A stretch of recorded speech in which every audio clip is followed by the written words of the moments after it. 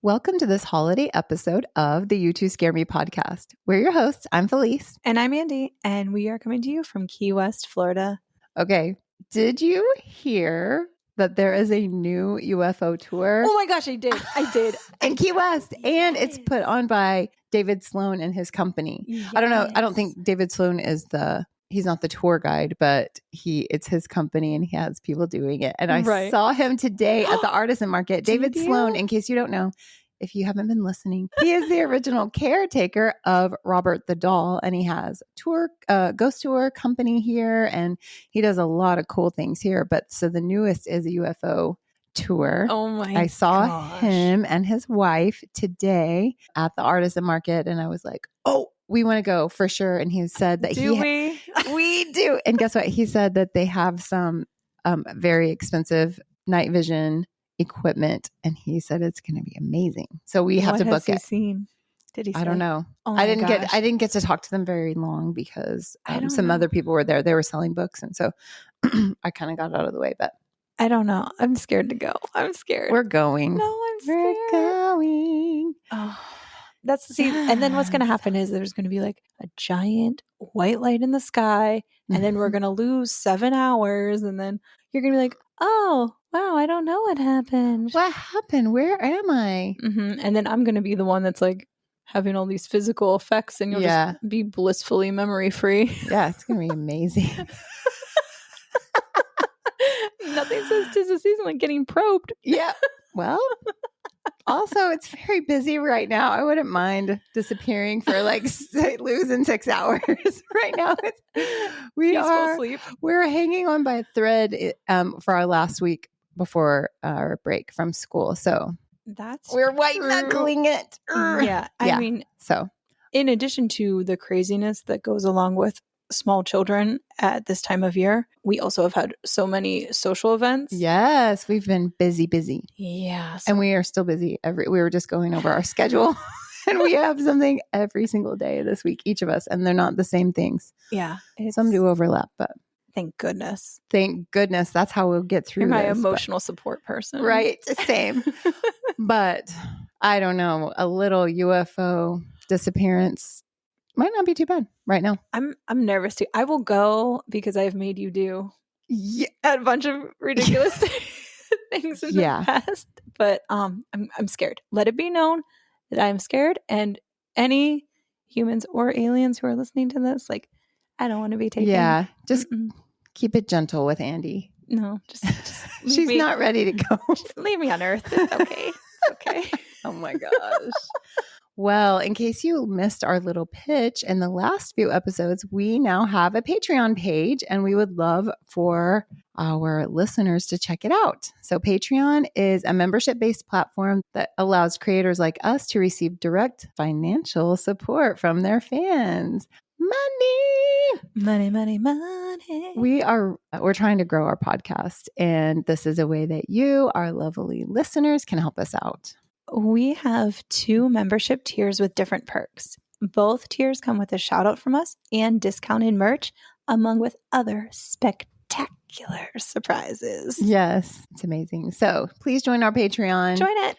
Just search You Two Scare Me podcast. The link is also in the show notes, and we can't wait to shout out our new members. You could be the first. That would be amazing, right?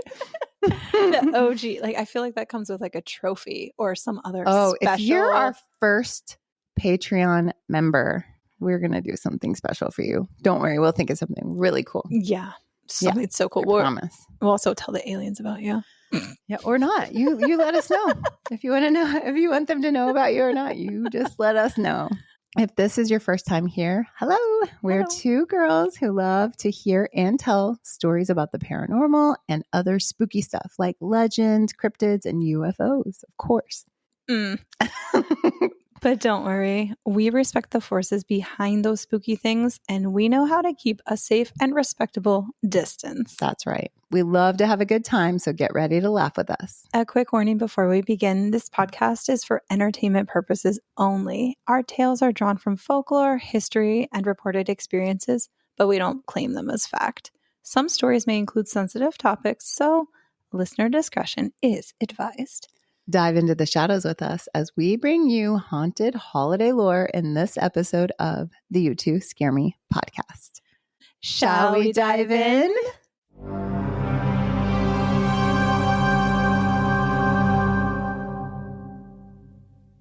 Oh, before we dive in, we got another present from my good friend Krista. She's always sending us presents. So she sent a little ghost that has Christmas lights on it. Oh, cute. Yes, but also she sent breath mints that were in a little Ouija board box, and I was like immediately like. She's like, "Oh, Andy, these are for you." I was like, "I'll go ahead and keep that ghost." And here you go, Andy. You can have the Ouija board breath mints. Did you open them? What's in there? Do you know? I didn't open them yet. Yeah, you're gonna have to check out. I'm assuming it's breath mints. I know. Are they shaped? Yeah, that's what I was wondering. What the shapes are. Okay, we'll keep you updated. I'll share on with that. you tomorrow. Okay. So anyway, now let's dive in. Do you hear that? Jingle bells, but not the cute Hallmark kind. These bells are heavy. They're dragging across cobblestones in the dark. You step outside into the snow, and there, at the end of the street, you see horns. Not reindeer antlers, curved, twisting goat horns attached to something standing upright. It's huge, covered in black fur.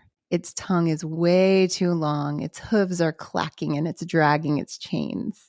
Merry Christmas, kids. Krampus has come to town. Krampus! Tonight, I'm diving into a story that is festive, historical, and absolute nightmare fuel. The legend and living tradition of Krampus, the Christmas demon of the Alps. A note here, I don't speak German or any European language at all. I'll do my best with pronunciations, but please be patient. So Krampus is half goat, half demon, and he has a terrible attitude. In this story, you will find pagan winter monsters getting mashed up with St. Nicholas, villagers full of drunk demon cosplayers whipping people in the streets, and yes, real modern day incidents and eyewitness accounts from Krampus runs that go way off the rails. Ooh. So grab your hot cocoa, add a little Krampus schnapps if you must, lock your windows, and let's talk about the monster who makes Santa's naughty list look like a gentle suggestion. Let's start with the basics. Who is Krampus? Tell me. In Central European legend, especially in the Alpine regions of Austria, Bavaria, parts of northern Italy, Slovenia, Croatia, Krampus is a half goat, half demon creature who shows up during the Christmas season specifically to deal with naughty children. Mm-hmm. The word Krampus doesn't denote one individual entity, but rather a whole class of creatures, much like how werewolves refer to an entire species of monster. Did you know that? Oh, no. I thought it was a guy. I thought it was one guy, but I think it's like Krampuses. Oh. There's a group of Krampuses, you know? Wow. I didn't know. I didn't know that either. Okay. Isn't that cool? Yeah. So St. Nicholas or Niklaus is the nice one. He rewards the good kids with little gifts, fruit, or sweets on December 6th. But Krampus, he's there on the night before, December 5th, Krampusnacht, to handle everyone who did not, in fact, eat their vegetables or stop tormenting their siblings. Visually, classic Krampus usually has a shaggy animal-like body, goat legs with cloven hooves, long curved horns, fangs, and a ridiculously long tongue. Think Gene Simmons. If you're not very old, Gene Simmons is from a band called Kiss, and they wore black and white face paint. And Gene Simmons had a he still has, he's alive, very long tongue. You should Google that. Thanks for the history lesson. You're welcome. It's important to, keep these legends alive. Anyway, so Krampus also carries chains that he rattles dramatically, a bundle of birch sticks called a root for spanking, and a sack or a basket on his back for abducting children. Yes. Nothing to see here. Just grabbing the children. Side note, some of my students are of European descent, and they just had a party where Krampus came and put some of them into a sack and dragged them down the hall. I talked to some too at our school. I was like, I'll talk. I have like a little thing about it. It was, but yeah, it was. It's like they were alive like, and well. I teach K through 5. And so I think a lot of those families kind of hang out together. And so I got several different renditions of the story of this party that they had. And the one little girl was like, oh, yeah, it's where this devil comes. And they read off who's naughty and who's nice. And the naughty ones, they get dragged to hell. I was like, whoa. Who makes the list? I'm so curious. I think the parents do, and they give it to them. I don't know. Oh my gosh. You're like, you've been especially jerky lately. Right? I'm like, as teachers, can we contribute to this? Just kidding. Just kidding. We would never. Okay. All right. So his name most likely comes from the German word Krampen. Oh, wowzers. Meaning claw, because he's got big ones. Big claws. Big ones. Yeah. Functionally, he's Santa's enforcer. Saint Nick hands out treats. Krampus hands out trauma. So where did this cranky fella come from? The origins are a little murky. Krampus is believed to have originated in German-speaking regions, but the figure as we know it isn't clearly documented until around the 16th century. But folklorists and anthropologists point to pre-Christian Alpine traditions. There were winter rituals with masked, horned figures like the Perchten, which were wild goat spirits that roamed the mountains between winter solstice and early January. These processions, called Perchtenlaufen, involved people dressing in fur and terrifying masks, charging through villages, making an absolute racket. Over time, those older pagan wild spirits of winter seem to have fused with Christian St. Nicholas traditions. Imagine that. Yeah. Seems to be a common theme in our world, right? Krampus basically becomes the baptized, semi-respectable-ish version of a much older winter demon. So they just kind of sanitized him a little bit, but not that much. Like, he's not that bad. Yeah. Smithsonian Magazine even notes that some traditions link Krampus to the underworld, sometimes framed as the son of Hel, that's Hel with one L, who was the Norse goddess of the dead, though historians caution that this is more modern myth-making than provable fact. Got it. The Catholic Church, unsurprisingly, did not love this horned chaos creature hanging out with the saint. They're like, this, we do not approve. We need to create some distance between St. Nicholas and Krampus. Exactly. As early as the 12th century, church authorities tried to suppress or ban the devilish masked figures in winter festivals because of their demonic appearance and pagan flavor. In the 20th century, Austria's authoritarian Fatherland Front government, very aligned with the church, went as far as to ban Krampus processions in some areas in the 1930s. Later, the government even distributed pamphlets titled, Krampus is an evil man. Straight to the point. In case there was any question. Warning that he might damage children's mental health. Got Which, it. nice that they were thinking about children's mental health in the 1930s. No, they had their own agenda. Yeah. And yet, the people of the Alps, they were like, okay, but what if we just keep our demon friend and our saint? Spoiler alert, Krampus won that round. So let's talk about traditional Krampusnacht. It's the evening of December 5th in a small Austrian village. Snow is falling. Kids have left their shoes or boots out because St. Nicholas might drop by with candy, nuts, or small gifts. Doesn't that sound so nice? St. Nicholas comes here to this house. Really? Uh-huh. Oh my gosh. I saw all your shoes on the porch. Is that where they go?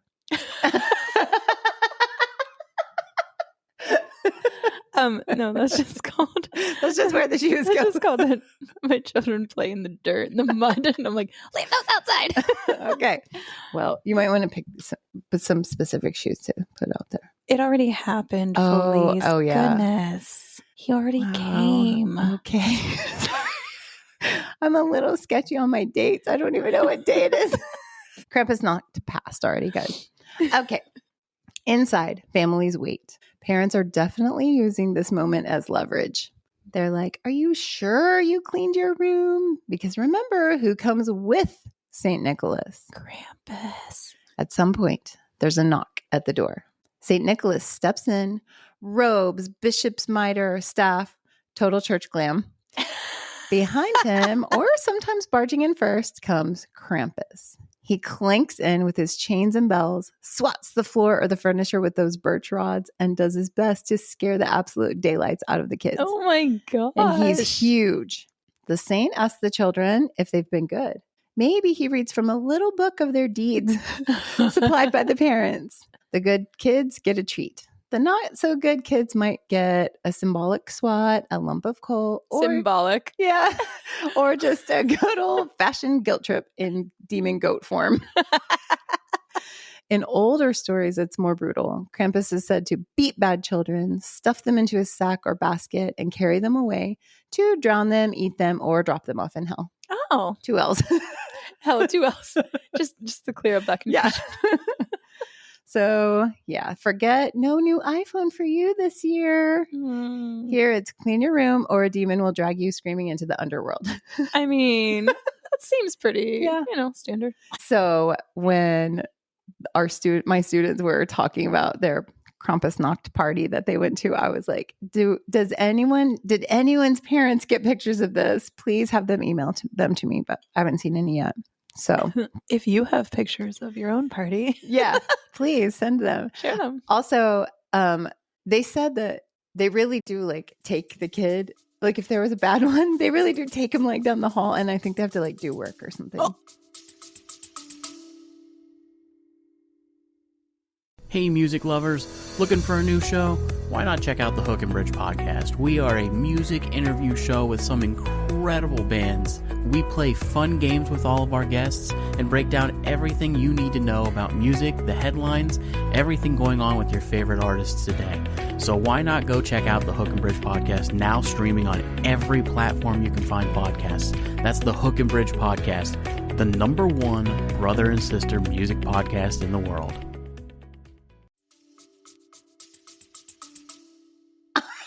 They're like, you didn't clean your room, but you can clean this hallway. Wash the dishes. Pick up all those beer bottles. Yeah. During the party, everyone else is like having a fun party except for them. Anyway, honestly, it's like pretty efficient parenting. You know? I mean, it's harsh, but seeing what we've seen. Harsh but fair. Harsh but fair. I don't know. I feel like we could use a little version of Krampus in today's society, don't you think? Maybe. Yeah. Yeah. Do you want to come over here dressed up as Krampus? No, I would never do that to your kids, but maybe Bill will. Anyway, so if that wasn't enough childhood terror, we also have the public events, the Krampuslauf, the Krampus Run. In towns across Austria, Bavaria, Slovenia, and beyond, people, traditionally young men, dress up as Krampus and parade through the streets in early December. This is a modern day thing. These costumes can be intense. So have you seen them on social media? Yeah. They are like so detailed and intricate and absolutely terrifying. It's a serious cosplay. Yeah, like their masks, there's like teeth and the hair, the horns. It's like and the big heavy bells, you know, and they're chasing people around. They're like hitting the kids, but usually everyone's behind like a blockade. But sometimes, it's like a parade. It's a parade. Yeah. But I'm like, is there a Krampus Outfitters? You know, like where do you get these giant?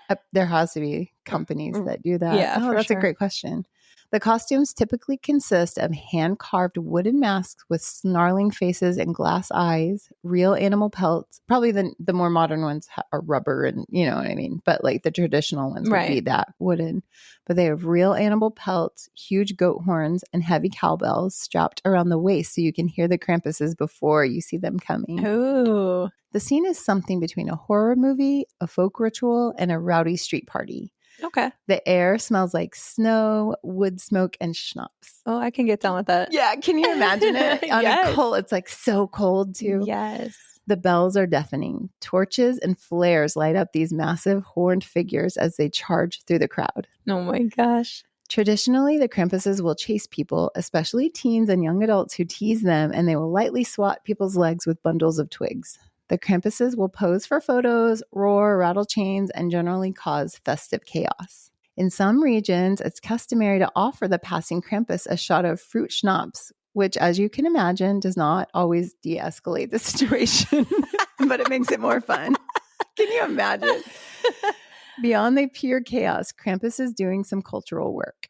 Oh, also, I've seen on social media that now there are like ladies that are going to the Krampus festival specifically for like a little action, little romp with the Krampus romp. Krampus romp. You're like, where the wild things are. What's my type? Large, hairy, horned. Heavy bells. Yes. That sounds good. Yeah. Beyond the pure chaos, Krampus is doing some cultural work. In one custom, Krampus leaves the family a bundle of birch twigs painted gold, which they display in the house all year round as a visual reminder to the kids. Krampus is watching. You're just like, look over there. Yeah, he's like a much scarier version of the elf on the shelf. Right. Krampus has traditionally been a behavior control tool for children and a way for communities to vent anxiety about the dark, dangerous season, like Gryla. Mm-hmm. Let's talk merch.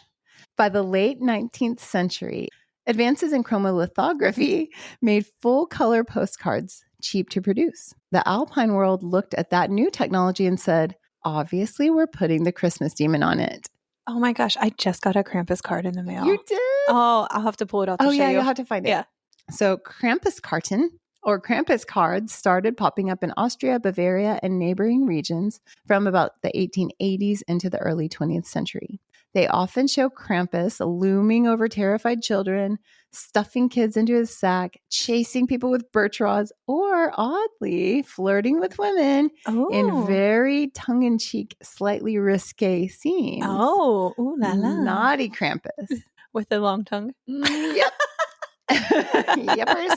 They're usually captioned, Greetings from Krampus. Many Victorian and Edwardian Christmas cards in general were already weird and morbid, and the Krampus ones fit right in. Oh, yeah. Yeah. It was a weird time. Yeah. Strange times. Hundreds of different Krampus designs were printed before World War I, everything from silly goofy to super scary. So imagine it's 1910, you go to your mailbox and there's a pretty postcard of snow-covered mountains with a horned demon shoving screaming children into a basket, wishing you a very Merry Christmas. 10 out of 10, bring this back. Yes. Obviously it's back already. I mean, you know, when you're friends with weirdos, yes. Yeah. So we saw the coolest girl in the world. Oh my gosh, this weekend, and she was wearing a dress that had little Krampuses all over it. And I told her, I like your Krampus dress. Yes. Yeah. Immediately I was like, where can I get one of these? Yes. But with all of this chaos and devil imagery, of course, there were attempts to shut Krampus down. Oh, the fun haters. So we already talked about the early church's disapproval, but in the 1930s, things started to get political. Obviously. Wow. Shocking. In the 1930s. Who knew? After the Austrian Civil War, the right-wing Dollfuss regime and its Fatherland Front government prohibited Krampus traditions in some provinces. Krampus was framed as evil and unchristian and potentially harmful to children's morality. Right. But by the late 20th century, Krampus bounced back hard. Urban Christmas markets in cities like Salzburg started including toned-down Krampus appearances, more playful, tourist-friendly demons. Tourist-friendly demons. I have to say, the first time I ever saw these videos of the Krampus thing, like me coming, like growing up in conservative West Texas, I was like, what is this? Whoa. Oh my gosh. Now I'm more used to it, I think. Yes. I'd say so. Rural areas maintained much more intense traditional runs with hand-carved masks and local groups or passes of Krampuses. So in the big cities, they kind of sanitized it a little bit, but in those little villages, they were like, they're old school. They're old school. They're like, we are going to beat you with this little birch rod. This is great grandpa's Krampus mask. Exactly. And then pop culture got a hold of him. So books, comics, TV episodes, and that 2015 horror comedy movie, Krampus, all introduced the demon to a global audience. Have you seen that? Yes, I love it. It's so cheesy. It's so corny, but I love it. Now you've got Krampus Festival. Oh, one kid this week was telling me, this kid was a little bit older, but they said that their Christmas Eve tradition is to all get their blankets and their popcorn and go on the couch as a family and watch Krampus. I was like, okay.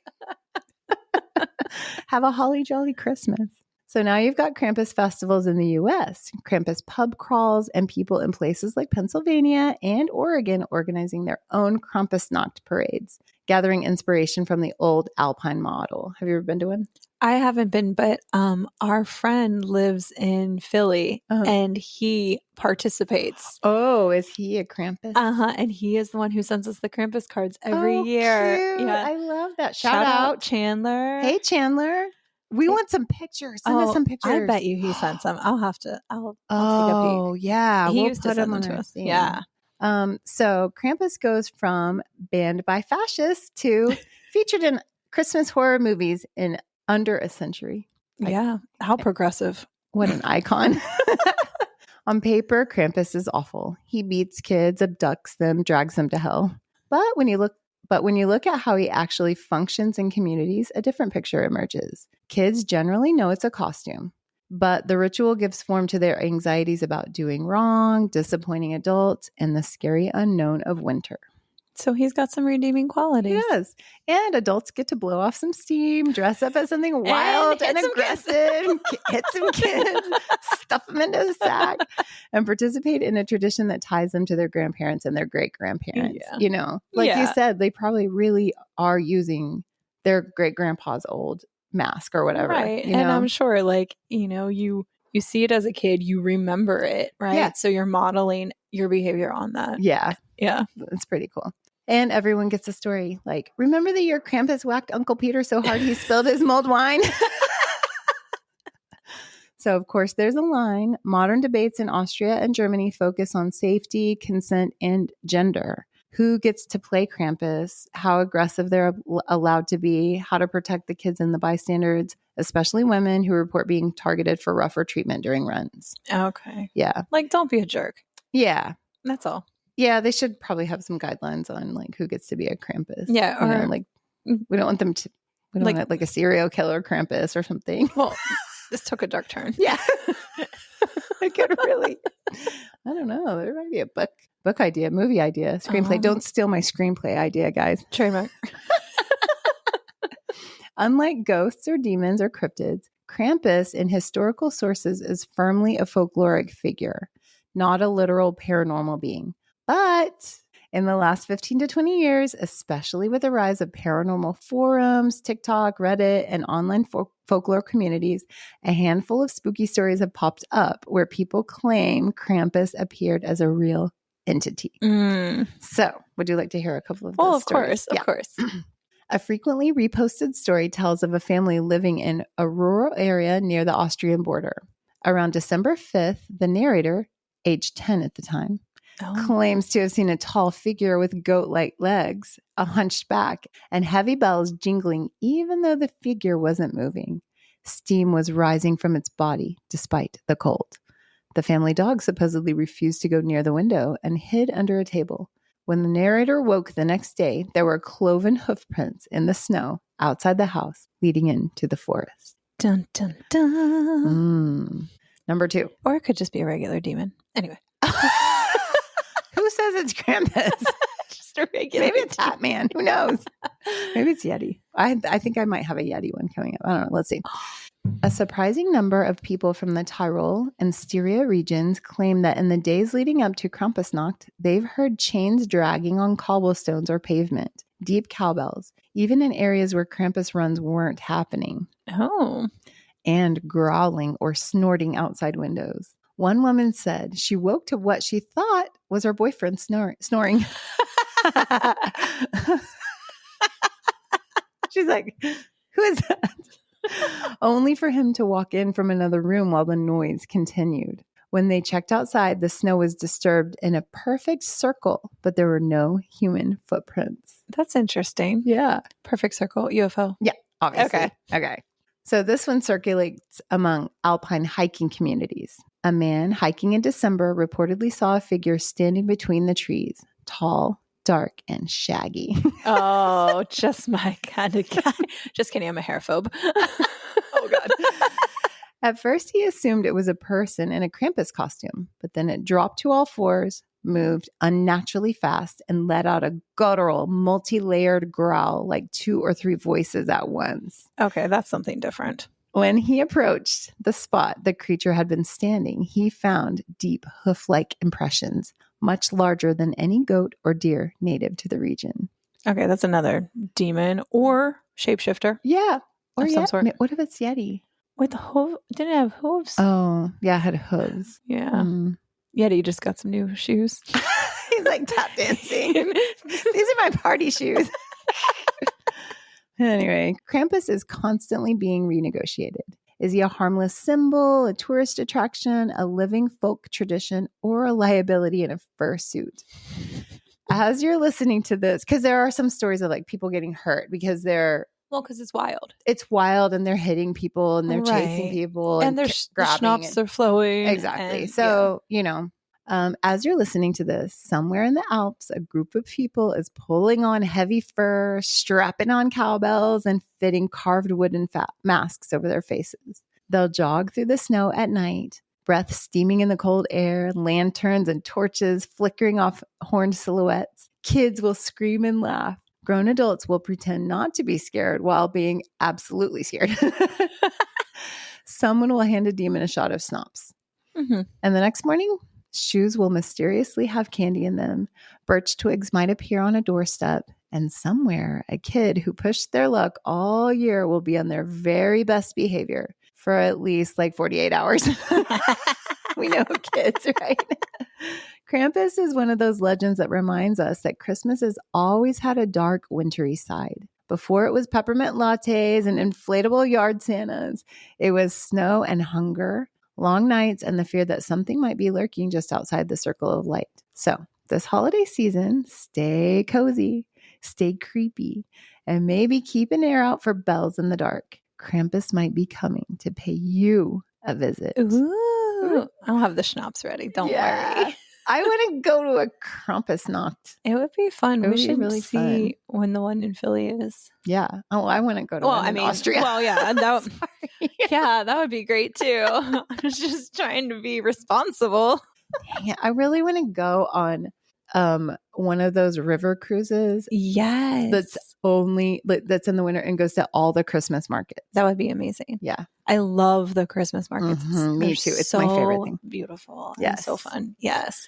Yeah. Well, I loved it. Thank you. Krampus. It's fun. It's creepy. It's fun. It's winter. Hey, maybe you should dress up like Krampus for the party tomorrow. We're going to like an actual fancy party tomorrow. I'm like, that would be incredible. I'm like, oh, does anybody hear those bells? I'm like clomping in. Clonk, clonk. Let's we'll bring a bundle of twigs just to hit people. Yeah. Maybe next year. They'll love it. Yeah. Be really great. Wow. Well, thanks for that. That was really festive. Thank you. Speaking of festive, are you ready for Somebody Told Me? Yes. Okay. Let's hear it.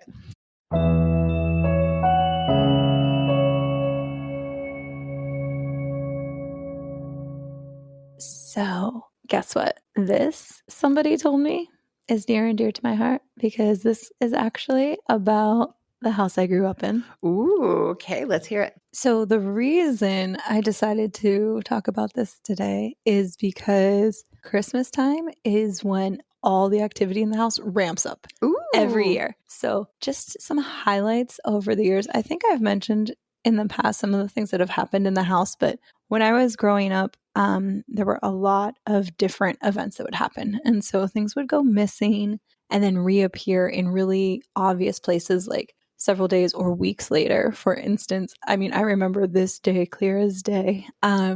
We had 2 remotes. They went missing. My mom's like, where's the remotes? You kids take the remotes, blah, on and on. Yeah. So we all had to go up and look in our rooms and, we searched everywhere. Nothing.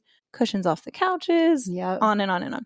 We all come downstairs and they're in the middle of the floor, lined up together, side by side. They're like, gotcha. So we're like, sorry, kids. Yeah. And my mom's like, I can't believe you kids. And my brother's like, yo, did you do that? And I'm like, no, I thought you did. And he's like, no. Oh my God. So that was an early one. Yeah. And then there would be like noises. So once we were all in bed, but not asleep. And there was this just giant boom. It shook the whole house. And so we thought like a tree fell on the house or something like that. My dad went outside, up in the attic, all around, flashlight, this, that, nothing. Asks the neighbors because like maybe it's some weird sonic boom from a jet or who knows what. Nobody heard anything. It was just us in the house. So weird. No source. Then let's see. There was an old clock radio with a dial and it would light up, one of the ones you would turn. Yes. And so I'm in like middle school. In the middle of the night, I wake up because I'm hearing this like weird music. And I get up and I go, it's in our computer room. Kids, that's a whole nother side story. Yes. And it is just randomly playing this music. The dial's lit up and I can't get it to turn off. I had to like unplug it. And it was so bizarre because we never used it. It was just in there as a clock. You know? Yeah. So weird. So that was another one. And then to bring it back to the Christmas thing. So I had bought for my mom this ornament and it's like an old music box. It winds up and it plays a little song. So this is years ago now. It's, on the tree, from the tree, and you have to wind it. Yeah. And so my parents are just sitting there and it just starts playing. And they're both like, what the hell? Whatever. Okay. Then it happens again and again and again and again, all these different times. Like they took it off the tree and it would always do it. So my mom will not put it on the tree anymore. And then they have... You got to put it on the tree when you go home. I know. I know exactly, like I can picture it so clearly in my brain what it looks like, but I'll have to see if I can find it. And then they have a couple fireplaces. This is an old Victorian house, so there's several fireplaces, and the lights on the one fireplace will just like go off, go on, go off, go on all the time. And then just recently, there's been some voices, like audible voices that have been heard. So, oh my gosh. Are you going to investigate when you're home for the holidays? Don't tell my mom, but I'm bringing my equipment. Oh my gosh. I'm probably going to be so scared. You can do it. You can do it. I know. But like, so my mom heard a woman's voice right in her ear that said, boo. But she said it was playful, not scary. And then just a couple weeks ago, my dad heard, he woke up and was just kind of like laying there and he heard, and how are you today? And he thought it was my mom. My mom was downstairs. It was this whole thing. And he's super skeptical. So there's already sort of a ramp up in activity, but it always, for some reason, comes around Christmas time. And I'm excited. And now I'm nervous. Oh my gosh. You had to do a little history on the family that had the house before you guys had the house. Yeah. I mean, because it was only one family, right? It was one family like passed down through. And then also, the house was built in the 1800s. So they would have like laid people out in the front room, you know, after they passed. Yeah. And they have photographs of sort of like a running history of people's names that were kept on the walls and stuff. Whoa. And then this is kind of funny. So back when I had a Ouija board and played with a Ouija board and stuff, one of the names that kept coming up was a name that was Andy. I'm not even kidding. I'm going to tell your mom that you open a portal. My mom threw that Ouija board right out. She's like, absolutely not. It was so good. It was like, I got it from a garage sale. It was super old. The planchette had like a nail in the middle. I'm not even kidding. Andy. It was for real. I was like 13. Come on. Come on. Wow. Not old enough to buy a cigarette or a lottery ticket, but old enough to open a portal to hell. It's okay. We'll close it. I'll bring some sage. We'll sage that. Wow. Yikes. Well, I'm excited to hear what happens at your house. I know. I'm a little bit nervous. You should like Google those names. Well, I'll have to go back through the million family photo albums and see if I can I thought you them. said they're hanging. Oh, no. It was because my dad redid like basically the entire house. And so including like insulating and stuff that. Yeah.